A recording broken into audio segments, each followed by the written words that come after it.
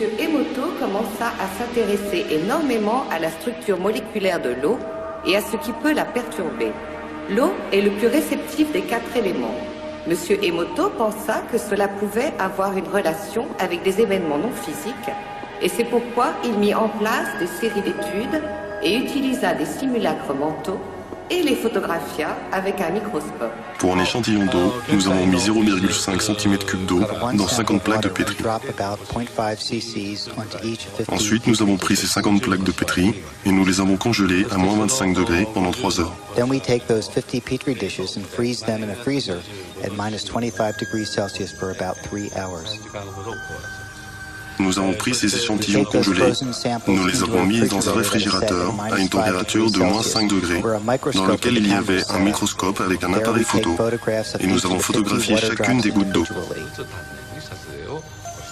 D'abord, nous avons pris en photo l'eau, dans laquelle nous n'avions pas introduit d'informations. Après, nous avons pris l'eau avec l'information, et nous avons réalisé le processus que je viens de vous décrire. Nous avons pris les premières photos et les deuxièmes et nous avons comparé les différences. Lorsque nous avions projeté la sensation d'amour et merci dans l'eau, les cristaux étaient magnifiques. Dans des moments comme celui-là, je pense que l'eau est en paix. La première est une photographie de l'eau du barrage de Fujiwara. Et cette photo est de la même eau après qu'un moine bouddhiste zen les bénite. Dans la série suivante de photos, M. Emoto imprima des mots, il les colla avec du ruban adhésif sur des bouteilles d'eau distillée et les laissa ainsi une nuit. Je continue ?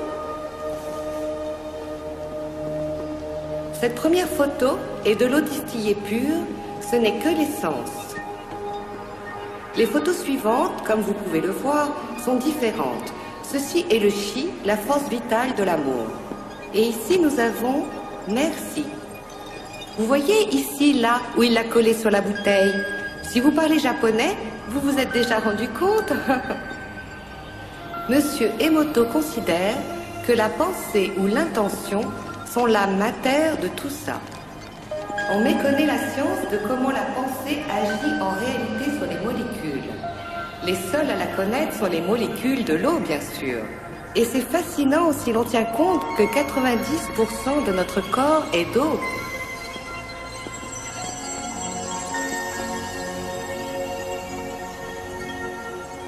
Il y a de quoi réfléchir, n'est-ce pas? Si la pensée seule fait cet effet à l'eau, quel effet ont les pensées sur nous?